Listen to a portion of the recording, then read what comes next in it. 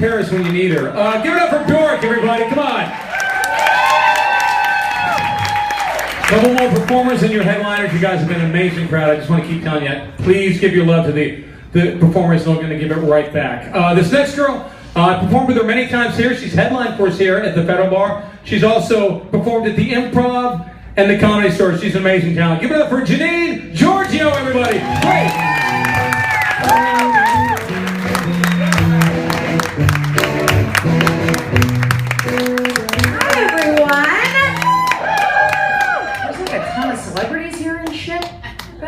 Crazy. I was, whatever, I don't care. I came late, like, I got here a little late, and I was walking in, there was like no one outside, and this woman stopped, and she's like, oh my God, you look just like a Kardashian. You probably get that all the time. And I'm like, is she talking to me? I'm like, obviously there's no one else out here. And all I could think to say was, go fuck yourself.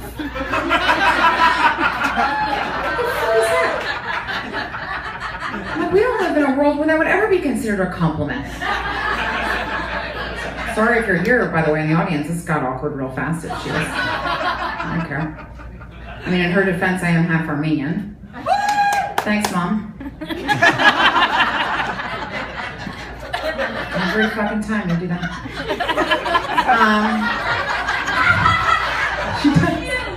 It's cute. It's very Armenian of her, but it's cute. But I'm not from Russia, Turkey, or Glendale, so I have that going for me. And I've grown to hate telling people I'm half Armenian because they assume things. They assume that I love Ed Hardy. They assume that I have body odor.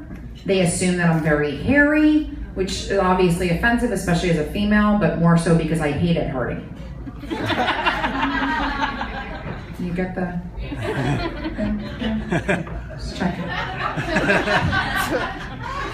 I'll tell you what I love, and I hated people like this, by the way. Hated them until I got two. I love my dogs to a fault. Like, I love them like they came out of my body. Like, it's not okay at all how much I love these dogs. And I have a friend who thinks it's really abnormal how much I love my dogs, and she's like, okay, so you love your dogs so much, like, let's say you're in traffic and there's a bus coming and you can only save your dogs or your husband, what would you do?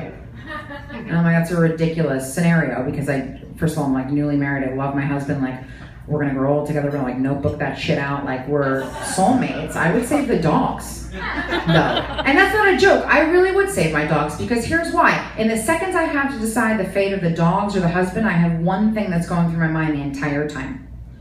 You're a grown man, what the fuck are you doing in traffic?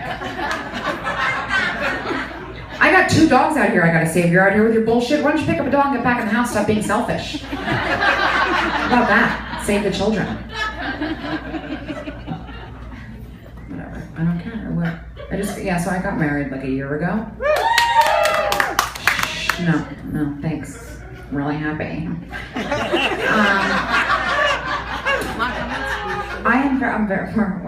happy. I love my husband. I would totally let him die for me. But I would, that's love. I didn't know, like, it's a lot of work, you know what I mean? Like, you think you're just gonna get married and it's fucking great, and it's like, you just get married, then it's this work. You know, you have to like create your relationship and do stuff together and fucking hang out and stuff, like a lot, and I didn't know. I just didn't know that, you know, it was like that. I thought we were just gonna get married and we're like, okay, we're good. And then I got married and I ate my way through life. So I recently just lost like over 30 pounds. Thank you, I'm starving. I lost all this weight, and so now I lost all this weight, and my husband is all like, he like wants to like, you know, he wants to like do stuff with me more now, right? My grandmother's here tonight. He wants to do stuff with me a lot, and which is fine, you know, except I'm like tired and I get headaches a lot, but other than that, it's fine. And now like he wants to, that's cute, right? And then thank you, so. And he wants to like have babies now, like it's all he's talking about. Like there's this whole biological male clock I was unaware of. It's like all he's talking about is having babies. And I'm like, which is also great, right? Because that's what you're supposed to do, I guess. And I'm like, yeah, I want to have kids too, but like I just lost all this weight, so like I'm in a position now where I can see like all of this without pushing my stomach out of the way. Every girl in here knows what the fuck I'm talking about. Thank you. Leave me alone on that one. Come on, guys. And like I want to enjoy that for 5 minutes before like a miracle plows its way through my body and this looks like a small house fire. Do you know what I'm saying? Give me a fucking minute. Jesus Christ. I'm very happy. I'm happy. I really am. My friends tell me that the first year of marriage is the hardest, which I have to disagree with because my parents always taught me it's not the first year of marriage that's the hardest, it's the first marriage in general that's the hardest. So I'm good. Like this is like fucking practice, you know what I mean? It's totally fine. I got it. The whole thing's under control. It's fine. It's all fucking fine. I'm very happy. Oh God. Whatever, right? So anyway, here's the thing. My parents are here tonight in the same room, and they're celebrating 28 years divorce. So let's give it up for them. 28 fucking years, get them in the same room, and I want them to kill each other. You know what I'm saying? And it ending in my dad going to jail. So it's good. I think we're doing good. Took some time. We're okay. We don't hold grudges. But yeah, so I also recently moved into a house from an apartment, which is also great. Thank you. Everyone else has an apartment. The 3 people that share live in a house. Thank you very much. Don't be jealous, guys. Don't be. I don't own it. I'm renting it. Just fucking calm down. They're doing this shit for nothing, so don't worry about it. So anyway, whatever. We live in this house, which is awesome for us because we loved our apartment, but I had like an upstairs neighbor from hell. Like, not from hell, she's just from a really dark place. So here, let me explain to you what I mean by that, exactly. She moves into the building. I invite her in because I'm most of the time a pretty nice person, most of the time.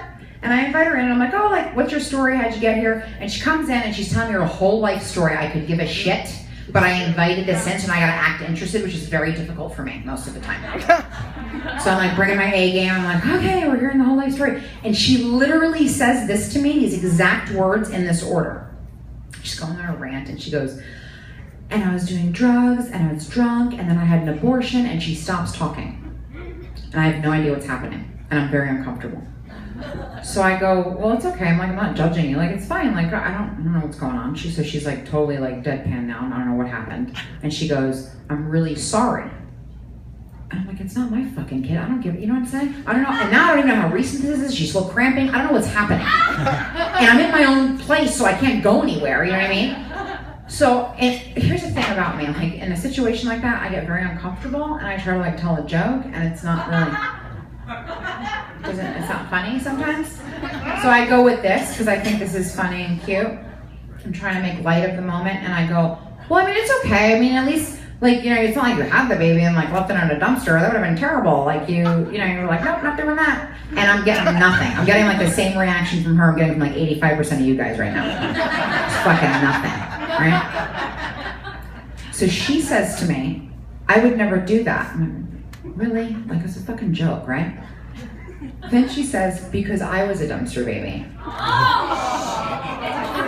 That happened to me in real life. So I respond with exactly what everyone here would do if you were in that situation, and I go, no, you're not. Nobody's a dumpster baby in real life. She was. And so I somehow get out of that fucked up scenario. It was the worst moment of my life, I swear to God. And later on that night, my husband comes home and he's like, how was your day? And I'm like, you're never gonna believe what happened. I tell him the whole story, right? So he goes, who does that? I go, I know. Who carries a baby full term, like has it? And I'm going on this crazy rant of like why you would even like why would you even do that? There's a fire station and you could go to the hospital and just leave it and you're allowed to like do that. I don't know. You know, like I read about it somewhere. And I'm going nuts on this, and he cuts me off and he goes, no, not who would do that. And I go, what the hell are you talking about then? He goes, who the fuck tells a dumpster baby joke to someone the first time I meet them? Like I have this in my back pocket. I just fucking like, here, dumpster baby joke on the spot. Are you kidding me? So I'm like, who, what do you, okay, as first of all, I didn't know what we were talking about. And this is the kind of shit right here. This is why I would save the dogs. Shit like this. Because you don't fucking back me up, dude. We're supposed to be a team. And you don't back me up. But we're very happy, and I love him.